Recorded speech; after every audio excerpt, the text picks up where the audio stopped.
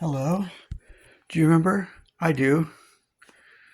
Now, a while ago I talked about action survivors, and I'm using the terrible cinematography of my bed for this video. I'm going to be talking about action heroes now. Action survivors can become heroes at the end, but what separates them from an action hero is action heroes show the fighting prowess and the desire to confront danger rather than think on their feet and use the environment as leverage. And, action survivor might take a level in bad A. I'm sorry. I'm not, if you're looking for profanity, I usually avoid it. But I'm going to be talking about the action heroes and I'm going to be talking about action hero, the shoot 'em up, greased up, toned to jack bodies, and witty one liners, and walking away from explosions. And I'm going to be looking at Last Action Hero as an example. Yeah, Arnold might be a wonderful person, but just for his acting and stuff, I've not been particularly a fan. I've seen maybe 6 of his movies. I think Terminator and Terminator 2 were the best ones I remember, but now this one I remember coming out around the same time as Jurassic Park. It was a big deal, this fun, high concept action movie about a kid who gets to see be in the movie with his favorite action hero, Jack Slater.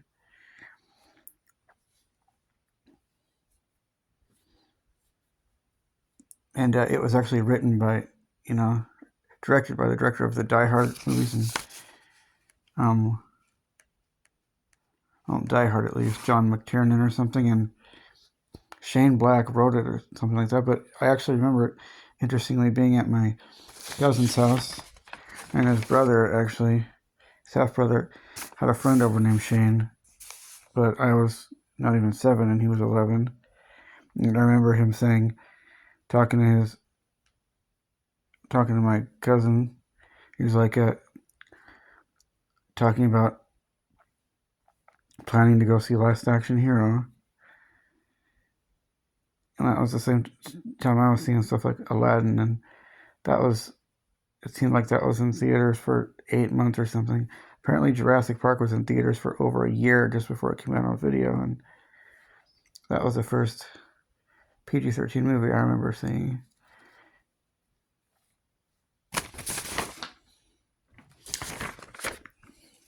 Okay, the funny thing about one of the funny things that makes fun of is the one-liners, the witty one-liners. It opens up in a scene where it was like a real high concept movie that was just a big satirical send-up of the action genre. It's kind of like how the same thing they did with Enchanted years later, but it opens up with him walking onto this dangerous predicament with some twisted bad guy called the Ripper, who looked like he was from a Goosebumps book or a horror movie. And he said, "You want to be a farmer? Here's a couple of acres." He kicks someone in the groin and they fly in the air before meeting him on the roof, but he ends up killing his son, which was quite a departure for the kind of movie we're talking about.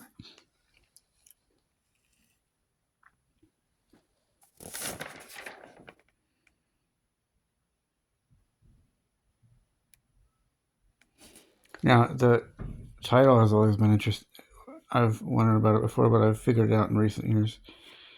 What does it mean by last action hero? Like a last action hero can mean like the everyman who considers himself to be Superman, but I think it was deconstructing send up of the genre and indicating, well, not literal, that he was the last action hero of that type and that the genre was soon coming to an end.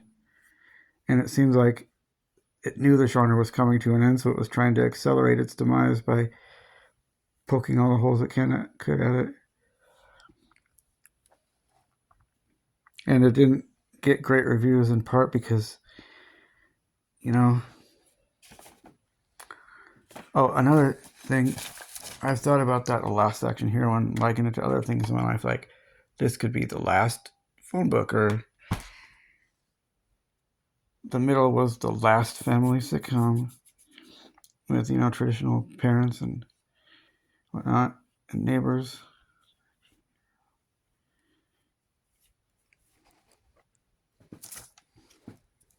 Look at this. This could sell for $10,000. I just printed it off online, though. And also, the interesting is this. Don't know if I call it all iconic, but it's kind of an eye-catching, memorable poster. But this is what the video looks like, and you wouldn't know it was a. It's a surreal meta. It was a surreal meta movie. When my brother broke his leg, when he was in 1995 around Christmas, he must have watched this movie 10 times. And I seem to remember going over 20 years without watching it. I remember watching it when I was 14, going on 15, and renting it, and a lot of it I didn't understand, like all the meta references, and that it was just obliterating, really kind of roasting the action genre.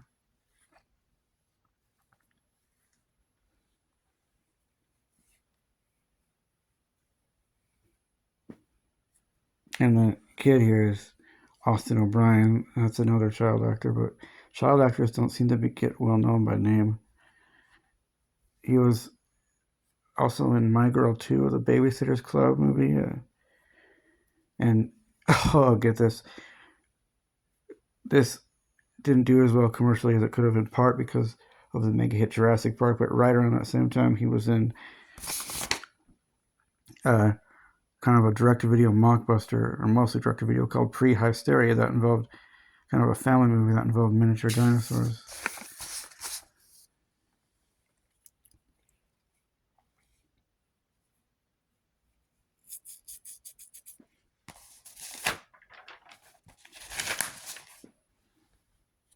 And yeah, just some of the tropes. I am careful about using the word cliches. I think that's misused too often. Cliche means something that was once a novelty but has lost most of its meaning through overusage. But I'll call them tropes. You have the angry, screaming boss, and shooting at cars, and they cause explosions.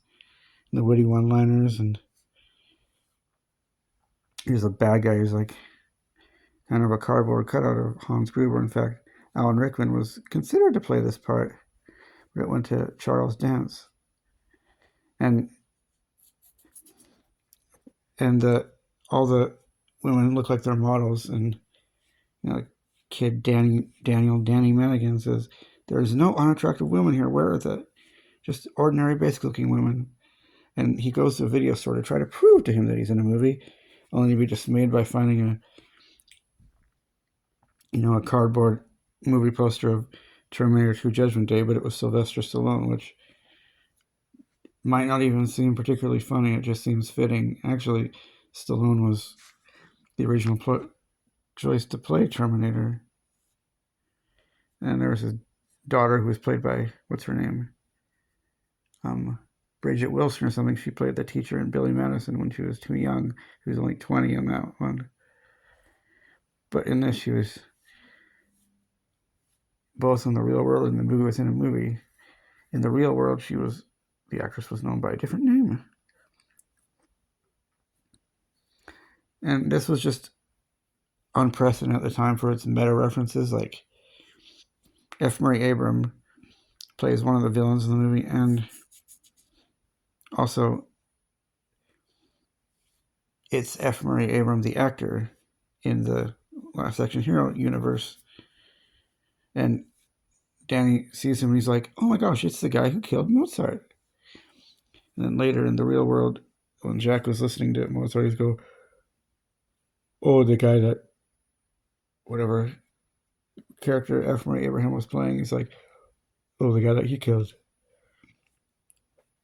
Because F. Murray Abraham played Salieri in Mozart. And Anthony Quinn was another one of the henchmen. And there's just like so many crossovers with characters from action. There's like Robert Patrick as the T-1000 and Tina Turner in a cameo at the beginning, and Jean-Claude Van Damme and Jim Belushi and Chevy Chase, a bunch of cameos at the premiere, and when they go over to the crossover to the real world. And Jim Belushi actually said he'd never really been a fan of Arnold's, and when they were in the movie Red Heat in 1988. And I want to say this boy was only 11 years old, and one thing that movies do that can be kind of annoying is they make kids unrealistically smart and smart-alecky and snarky and like way too precocious. But he also seemed to be too much of a aficionado of Hollywood and violent shoot 'em up action movies for only 11 years old, including knowing a lot about Die Hard. But maybe it was supposed to be that way. He was supposed to be kind of precocious and exposed to some raw material in movies. And the movie was PG-13, but he's allowed to sit and watch it alone in the theater. And he's given the magic ticket by kind of a charming older guy played by Robert Prosky, who was afraid to even use it himself.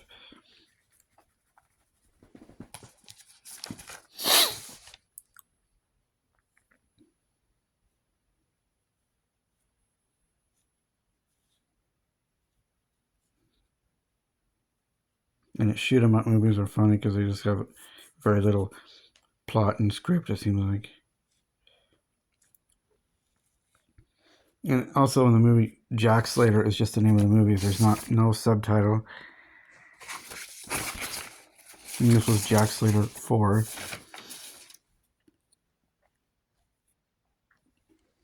And I'll get to it later, but one thing it really makes fun of in funny ways, how they shoot cars and they explode and they can fall 3 stories and just act like they're getting out of bed, and what could potentially be a deadly assault with a weapon would be not even a flesh wound in the movie world. And they like punch through car windows and not feel anything. But then when he goes to the real world, he's like, ouch, that really hurt. And he's kind of baffled and disappointed to find out that when you shoot a car, it doesn't explode.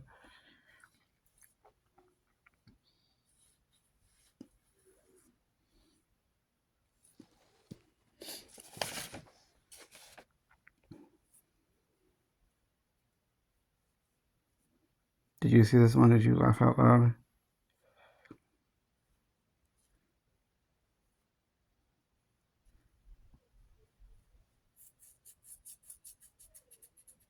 Oh yeah, and there was also a kind of a crass cartoon cat that was actually a partner on the case, played with the voice of Danny DeVito.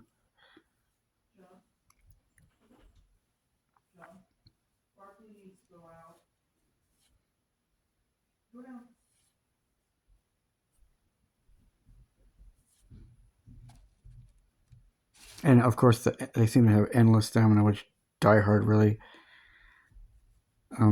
perpetuated to a ridiculous extent. And the only reason I think Bruce Willis didn't have a cameo is because he was not only an action star, but a movie star.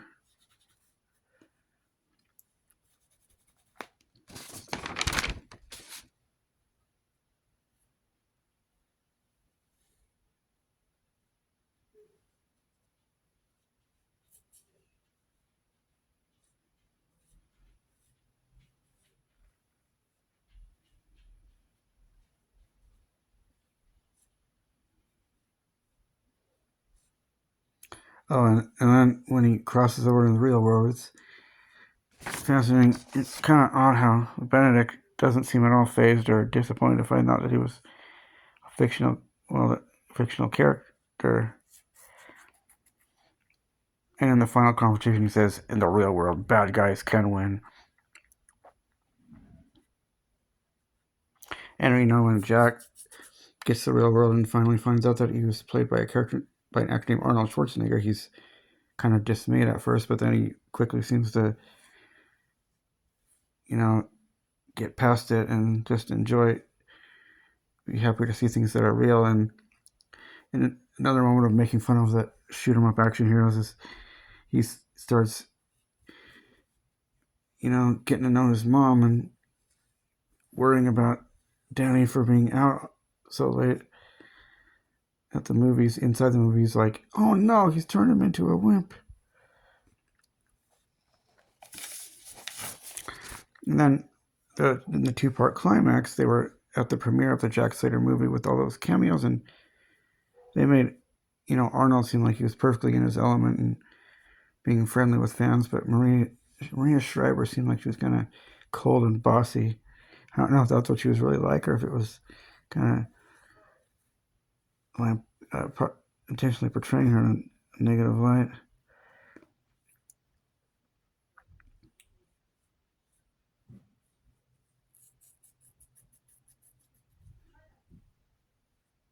And I remember one of the film Leonard Maltin movie said that in an in-depth review that the last hour was sentimental. That was when he crossed over the real world and he felt more cerebral, and he was even teaching Danny life lessons. And I think there's kind of a symbolic message even in the title about him teaching him to be his own hero.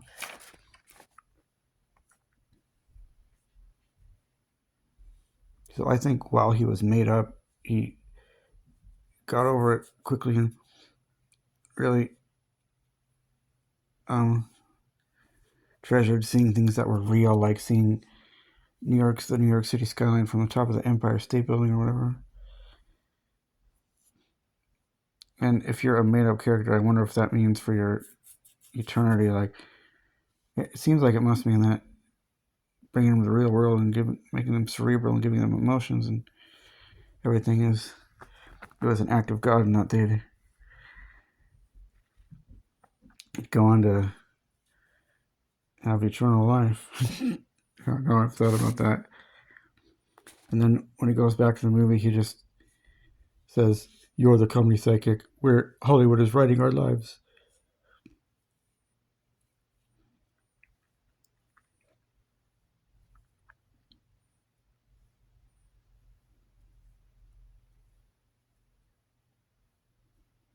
What else to talk about? This blockbuster wannabe.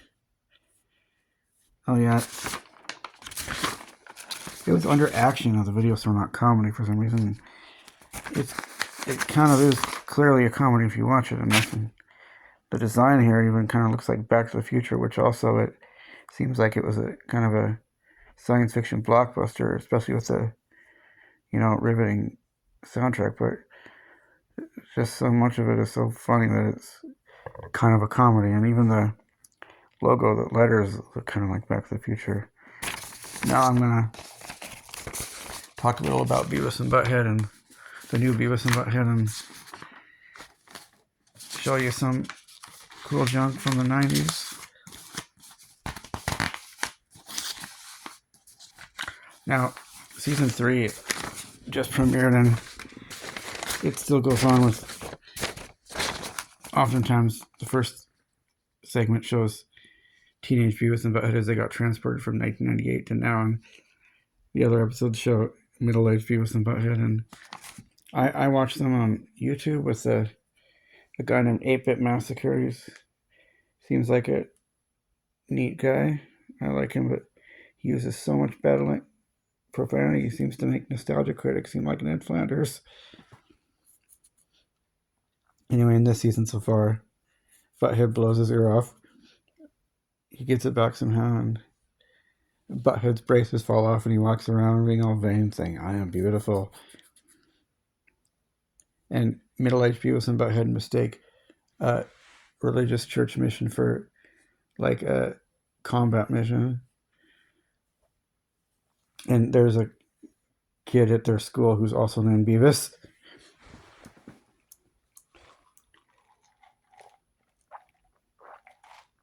And they're sort of a long-awaited sequel to the camping episode with Van Driesen from like 1994, where Van Driesen's badly wounded and they actually start helping him out, acting like Boy Scouts, and it's just a bunch of slapstick at the expense of Van Driesen.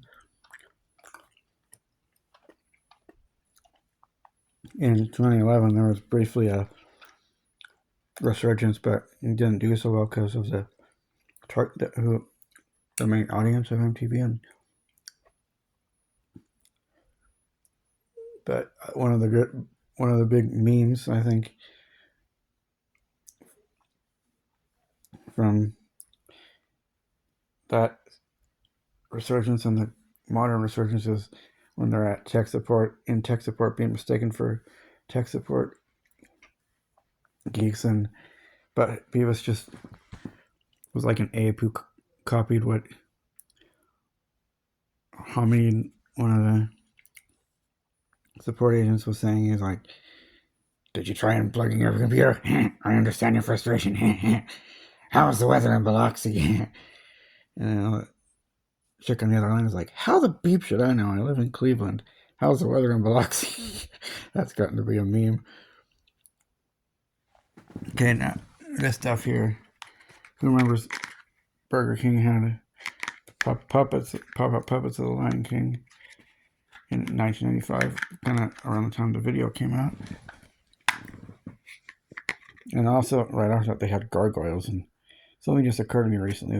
That imposing voice of Goliath was an actor named Keith David. And David did the voice of Goliath. What do you think about that? And also, I guess, Bill Fagerbakke of Coach, and the voice of Patrick Star, did the voice of like the Michelangelo of the crew, Broadway. I got this on my birthday. It's a autograph card by Gilbert Gottfried.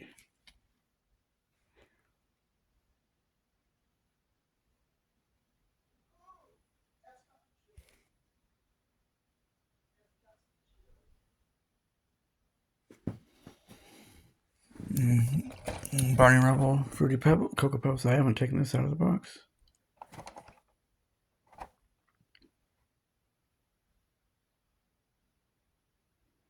Barney, I think Barney and Betty were the funniest characters on the Flintstones.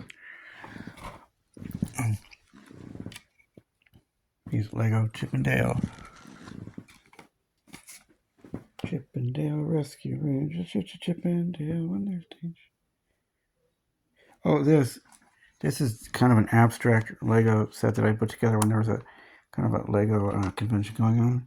I tried to make it like a house, but it seems like a Dr. Seuss type house. It's like you look inside the house, there's a couch, and it looks like there's some sort of stove or furnace there. It looks like some, or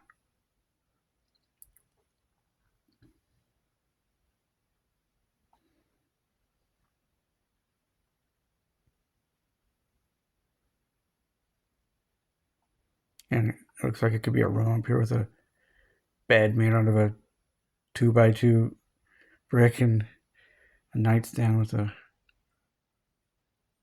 lamp, a light, and a telephone.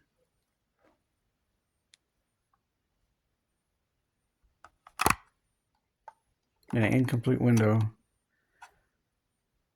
Hopefully it's small enough that no burglar or vicious animal could get in there. And a chimney. Okay, like and subscribe.